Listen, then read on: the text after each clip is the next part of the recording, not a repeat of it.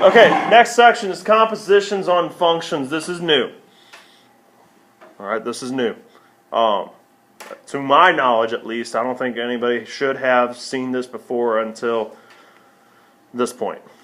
Okay, so, everybody good? Great. Next thing, next slide, it kind of explains it, and it doesn't do that good a job of explaining what we're actually going to do with this. But what you definitely should write down is that title, and then that equation right there. Okay, that title, that equation. Now, the title is composition of functions. I say that just to get it out there again, not because you can't read. But the weird part is what we're going to do with it. And it's in this formula right here that we're actually going to do. Over here in the top left, I'm going to take you guys, or here, about the top right. Let's go a blast from the past. Let's say f of x equals x plus 7. Find me f of 3. What would you do with that guy? Hughes. You take 3, you put it into x3. No. You plug it into x, right? Yep, and make it what? 3x. Nope. 3 plus 7. 3 plus 7, good. You plug it into x. You replace the x with whatever is here. Not next to it, which you said 3x, so that's why I said no. Okay. You don't put it next to it, you put it in place of it. So instead of x, we put 3, and then we do 3 plus 7 to give us 10, and that'd be it, right? Down here, we're going to do that twice, basically. Okay, we're going to do it twice, more or less. Now, this notation right here, everybody see that, my finger? Okay, see that? Everybody see that? Yeah? Okay. This right here. Make sure we write this down.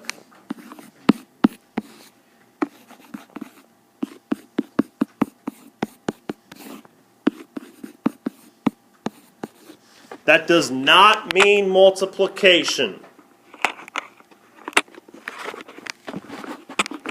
Okay?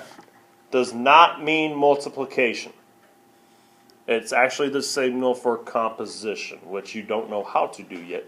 You're going to learn. Okay? Now, as with most things, there's typically one form that they're more correct in and one form that they're more useful in. Just like we did in 5.1, we had a situation like that. We do here also. You'll see them given to you this way.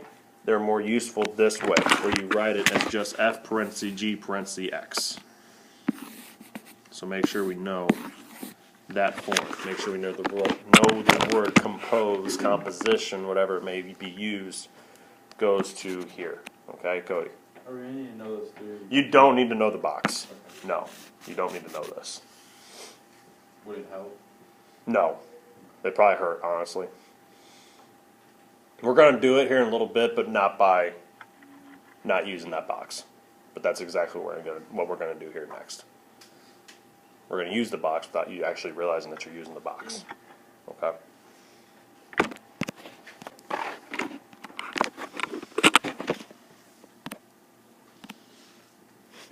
Okay, this is one of the there's 3 types of questions today. Okay, 3. One of them is very easy. Okay, it's easy, it's stuff you guys have done. One of them is stuff you've done, but it's not as easy.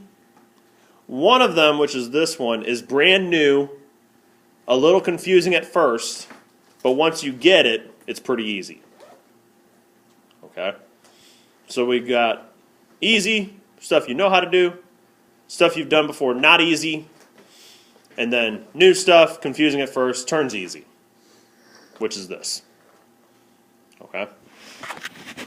So for each pair of functions, find each composition if they exist. F, you're given the ordered pairs of 1, 8, 0, 13, 15, 11, 14, 9. G, you're given the ordered pairs 8, 15, 5, 1, 10, 14, 9, 0. Okay? Now, like I said along the slide prior, this notation isn't the greatest as far as what you actually do. So I'm going to take that and make it the other notation, which is F, parentheses G, parentheses x like that.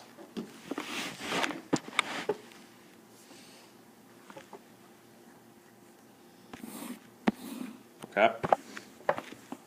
Now, the biggest words, or the most important words you're going to hear me say today are these two words. Inside, out. Inside, out. That's because that's how you work these problems. Inside, out. Okay? So, watch this and how this goes. We have f of g of x. Okay? So, here's how you do this. You take g, go to the inside function letter, and you take the first x that g has. And when I say that g has, that means you got to go up here because g equals. So all of these are ordered pairs. Okay? Which ones are x's? 8, 5, 10, and 9. 8, 5, 10, and 9. Okay? The first one's in each respective order pair. 8, 5, 10, and 9. We're going to take the first one, which is 8. Okay? So g of 8. Now, what's that y? What's the y that goes with g of 8? 15. 15.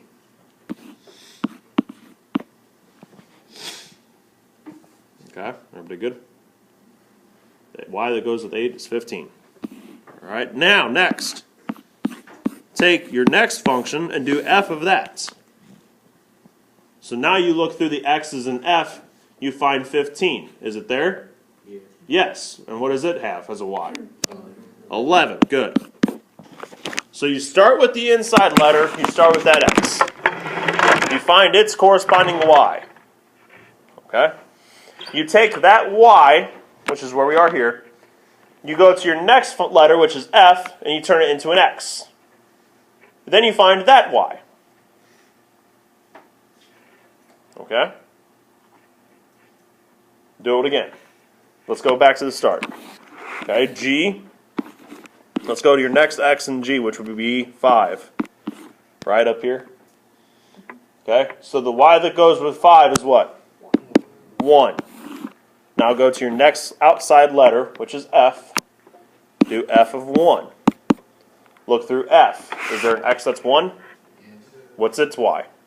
8. That's it. Okay? And you do this for each x that's in g. Okay? So we got it for 2 of them. We got to do the other 2 now. 10 is next. So we go g of 10.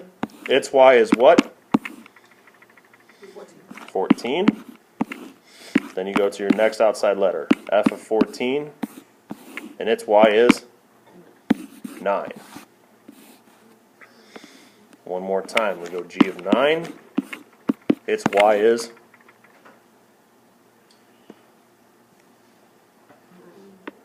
0. Then we go f of 0. Its y is 13. So you just don't want to do it like multiply? No. Nope. Just. Nope. Okay? That's your setup. That's not your answer. All right? Your answer is going to be ordered pairs. Ordered pairs with this column as your x's, and this column as your y's. Okay? So that means your answer is going to be 8, 11, 5, 8, 10, 9, 9, 13.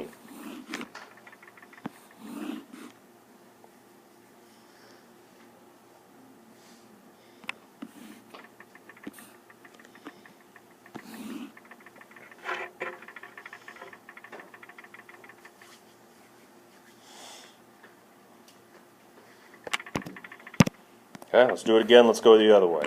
All right. Once again, hate that notation.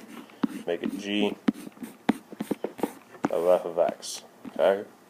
So start inside. So we start with f this time. So f's first x is 1. And it goes with 8, right? And then we go to g. So g of 8 is 15. Okay? Same way, except backwards now, because that's the way the letters are. Okay. Now we go same thing again. So now go to your second f. F of 0. That's a number that gives us 13. We go g of 13, and what happens? There's no x of 13 in your g. See that? 8, 5, 10, 9. There's no 13 in your x's. Even if it was in your y's, it's not in your x, and you need it in your x. Okay? So all you do is put an x there.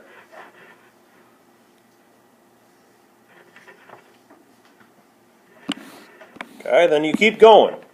Don't stop. F of 15 equals 11. Then we try to do g of 11, and we find out that also doesn't work. So another x.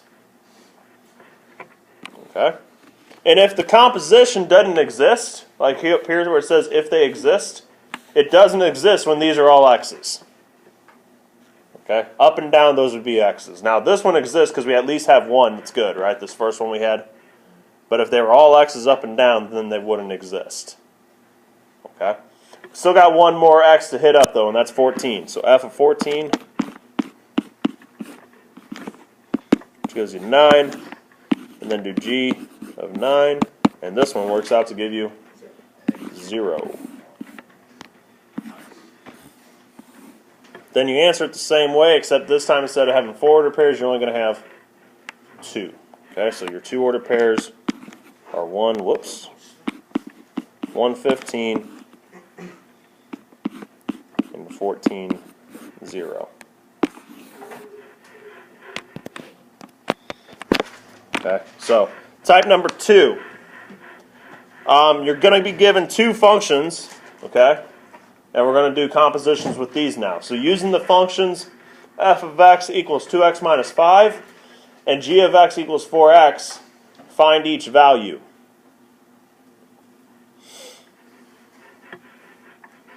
How do you do these? Oh, I'm looking for 2 words. Don't you multiply? No. One starts with an I, the other one starts with an O.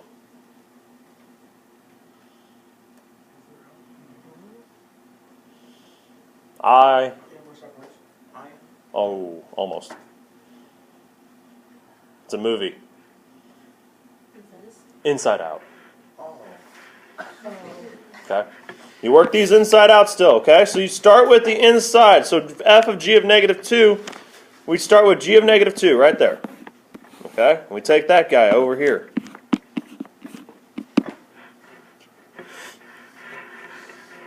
And we do that as if it was its own individual problem. Okay? G of negative 2. You know how to do that. We did it earlier. Take negative 2, plug it in to the x of g. So if you look up here, g of x is 4x.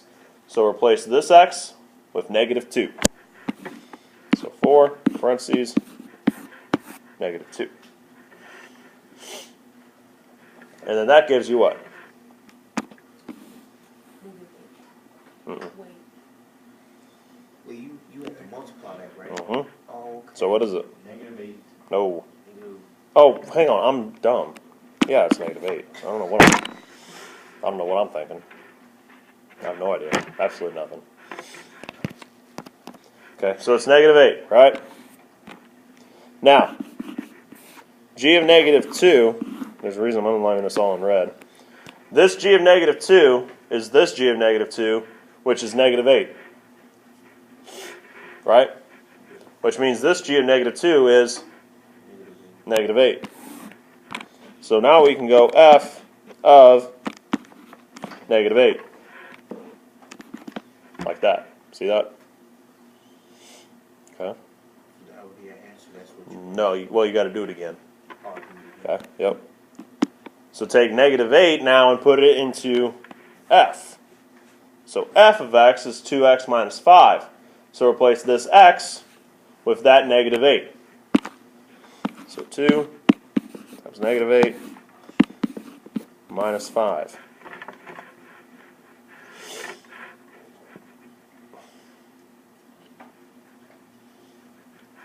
Okay. Now 2 times negative 8 is what? Negative 16. Negative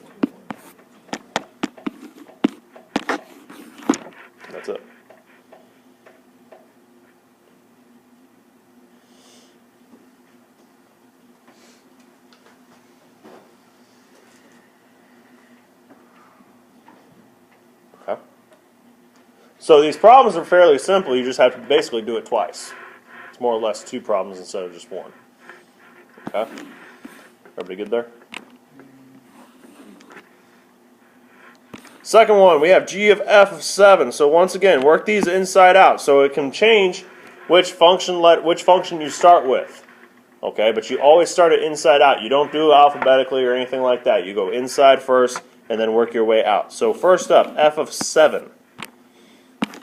So f of 7 equals, same function, so nothing changed there, 2 times 7 minus 5. So 14 minus 5, which gives you 9. Okay, so 9 is f of 7, so now we put it in for that part. So we do g of 9, which means we're going back to this one now. And so we're putting 9 in for this x. So 4 times 9 gives us 36.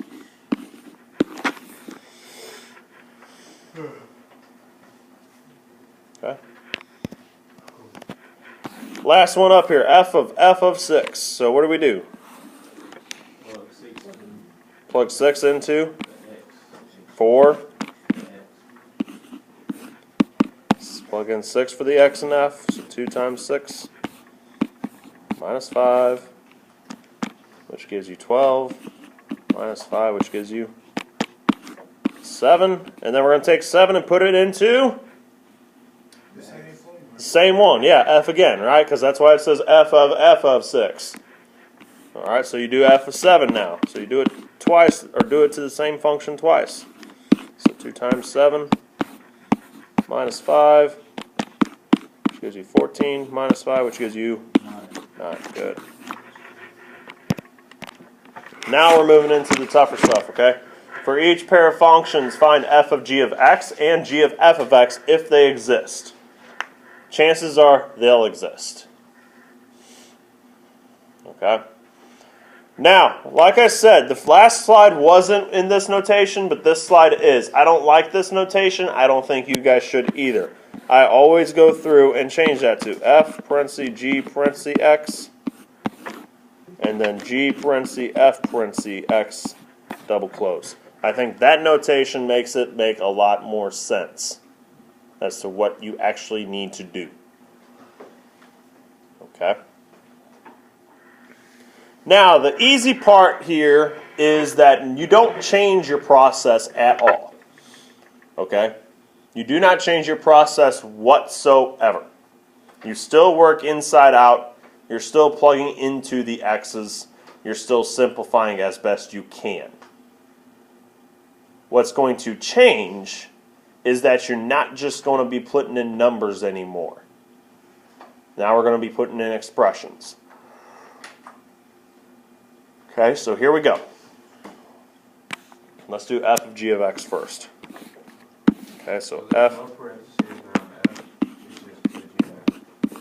just like that, yeah. Okay. So let's take g of x, because we're going to work this inside out, right? So everybody bear with me here. If you were going to take your g function and put x in for where x is, what do you end up with? No. No. No. If you're going to put x in place of the x's here for g, what are you going to get? Specifically, 4x. Right? You just replace the x. You don't add to the x, you replace the x, right? So replace x with x. Cool story. It's still x. Right?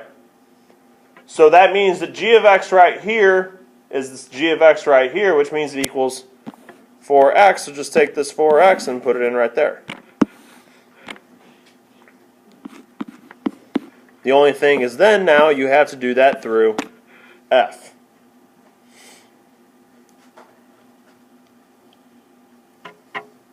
Okay. So now we're replacing f's x with 4x.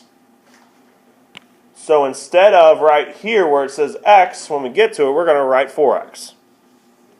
Okay? So what's going on between this 2 and this x?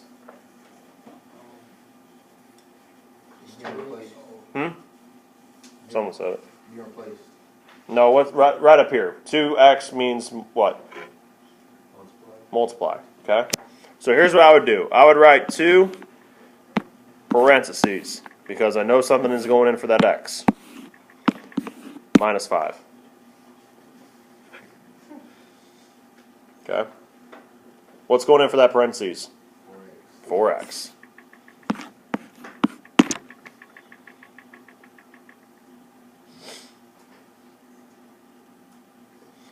Now what do you do here? So what was 4x going on? It's 8. 8x, good. 8x minus 5. Oh, that'll be 3.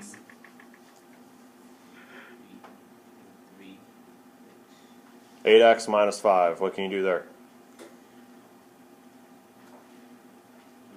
Subtract it. Because, or do you have to plug it back into that? No? Nothing. Nothing. Oh, no. They're not like terms, are they? So don't subtract them. That's it. So now you graduated from numbers and just numbers getting substituted into these functions to more expressions, a little more complicated expressions. So instead of, like last example, right, this would be like a 3.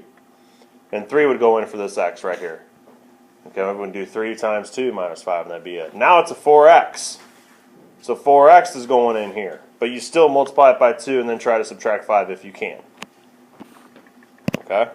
And then it's just the opposite. And it'll go the opposite way this next time, yeah. So, even if it's like, so when it's not combined, subtract it.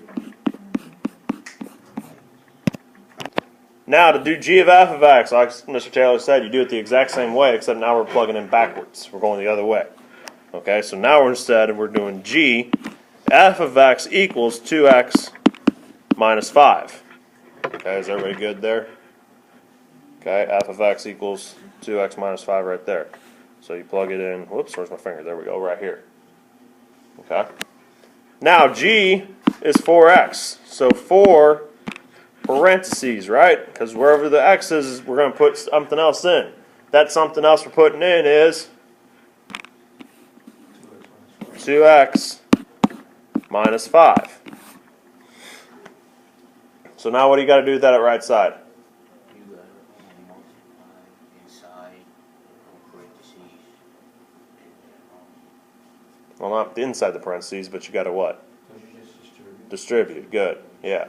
Distribute the 4 through, right? So distribute the 4, you get 4 times 2x, to give you 8x. 4 times negative 5 gives you negative 20. I'm working them out. All right. So same questions for each pair. We're going to do f of g of x, g of f of x.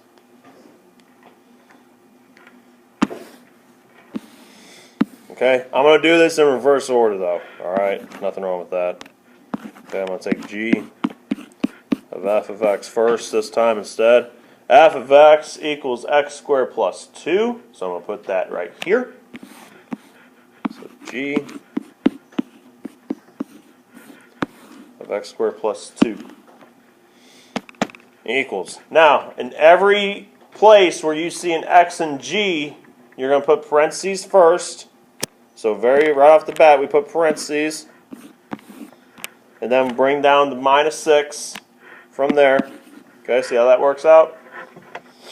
And then what goes in the parentheses?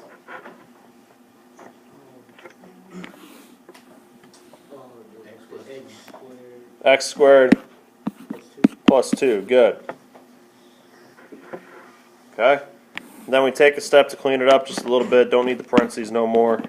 X squared plus 2 minus 6. Why didn't we put the x in front though, like we did last time? What you got down here? Like terms. 2 minus 6 gives you what? Negative 4. So x squared minus 4. That's that answer.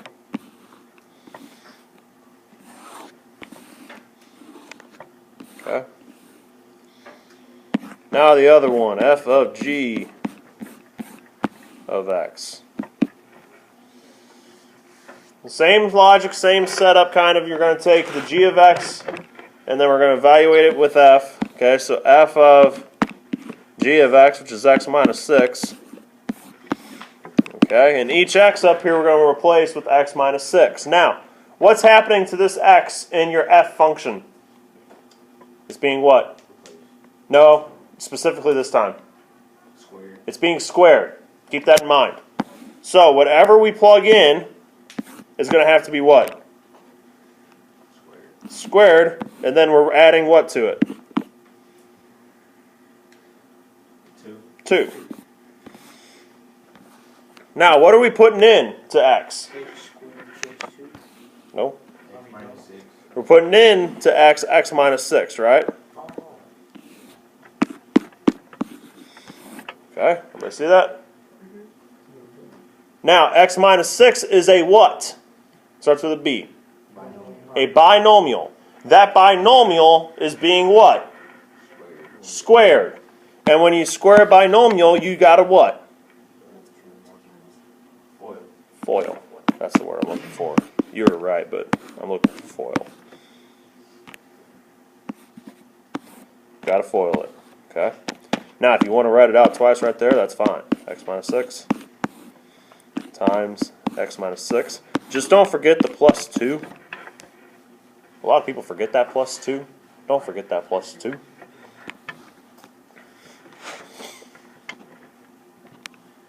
Okay. Foil out x minus 6 with x minus 6 gives you x squared minus 6x minus 6x. Combine those like terms, save you some time, gives you minus a 12x. Negative 6 times negative 6 gives you plus 36. Once again, don't forget the plus 2. And what's your last step? Get your like terms. So x squared minus 12x plus 38.